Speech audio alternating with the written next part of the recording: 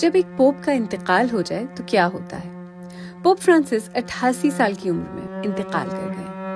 جب کوئی پوپ انتقال کرتا ہے تو صدیوں پرانی ایک رسم کا آغاز ہوتا ہے۔ سب سے پہلے جس شخص کو اطلاع دی جاتی ہے وہ ہے کیمرلنگو۔ روایت کے مطابق کیمرلنگو کو پوپ کے جسم کے قریب کھڑے ہو کر ان کے بپتسمہ والے نام سے 3 بار پکارنا ہوتا ہے۔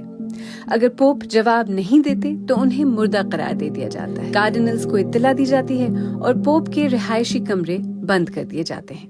رسم کا ایک حصہ پوپ کی انگوٹھی کو توڑنا ہوتا ہے۔ یہ انگوٹھی پوپ کی طاقت کی علامت ہوتی ہے اور اس کو توڑنا ان کے دور کے اختتام کی نشاندہی کرتا ہے اور اس بات کو یقینی بناتا ہے کہ کوئی اور اس کی نقل نہ کر سکے۔ اس کے بعد عوام کو اطلاع دی جاتی ہے اور 9 دن کا سوگ منایا جاتا ہے۔ دنیا بھر میں تقریباً 1.4 ارب کیتھولک افراد اپنے رہنما کا سوگ مناتے ہیں۔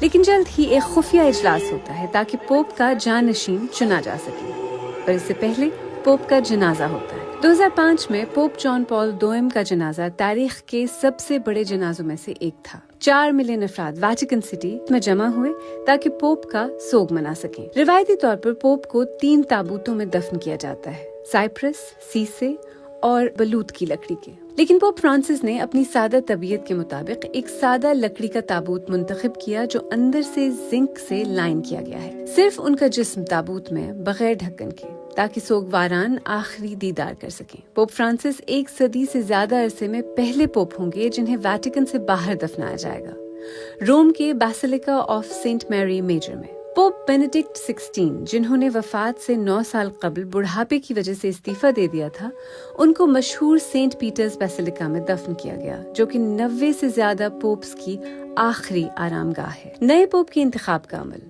جسے کانکلیو کہتے ہیں، پوپ کی وفات کے 2-3 ہفتے بعد سسٹین چیپل میں مکمل رازداری سے ہوتا ہے۔ کوئی فون نہیں، کوئی میڈیا نہیں، کوئی بیرونی رابطہ نہیں۔ ہر کارڈینل اپنے پسندیدہ امیدوار کے لیے بیلٹ پیپر پر ووٹ دیتا ہے اور یہ عمل اس وقت تک دہرایا جاتا ہے جب تک کہ کسی کو 2/3 اکثریت نہ مل جائے۔ انتخاب ہمیشہ آسان نہیں ہوتا، یہ کئی دن یا ہفتے بھی لے سکتا ہے۔ تاریخ کا سب سے طویل پوپ انتخاب 1268 سے 1271 تک جاری رہا، جو تقریباً 3 سال پر محیط تھا۔ یہ کارڈینلز کے درمیان سیاسی کشمکش کا شکار رہا۔ کوئی بھی بیپٹائزڈ کیتھولک مرد پوپ بن سکتا ہے۔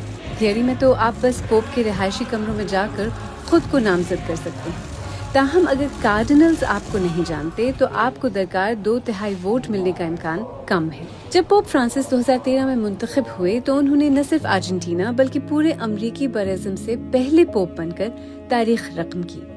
لیکن تاریخی طور پر کارڈینلز اطالویوں کو ترجیح دیتے رہے ہیں۔ 266 پوپس میں سے 217 کا تعلق اٹلی سے رہا ہے۔ تو اگر یہ سب بند دروازوں کے پیچھے ہوتا ہے تو ہمیں کیسے پتہ چلتا ہے کہ فیصلہ ہو گیا؟ یہ آسان ہے۔ ایک چمنی کے ذریعے باہر کی دنیا کو دھواں دکھایا جاتا ہے۔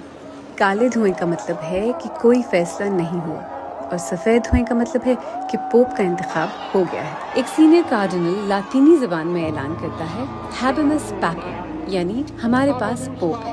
عام طور پر 1 گھنٹے کے اندر نیا پوپ سینٹ پیٹر اسکوائر کے اوپر بالکنی پر نمودار ہوتا ہے، اور پھر بڑا اعلان۔ نئے پوپ کا نام۔ پوپ کے لیے اپنا پیدائشی نام رکھنا ضروری نہیں۔ پوپ فرانسس کا پیدائشی نام ہورہے ماریو برگولیو تھا۔ انہوں نے فرانسس نام سینٹ فرانسس آف اسیسی کی عزت میں رکھا۔ پوپ کی موت صرف ایک زندگی کا خاتمہ نہیں ہے، بلکہ ایک قدیم اور خفیہ مرحلے کا آغاز ہے، جب کیتھولک چرچ اپنے مستقبل کے لیڈر کے انتخاب میں مصروف ہوتا ہے اور دنیا انتظار کر رہی ہوتی ہے کہ سفید دھواں پھر کب اٹھے گا۔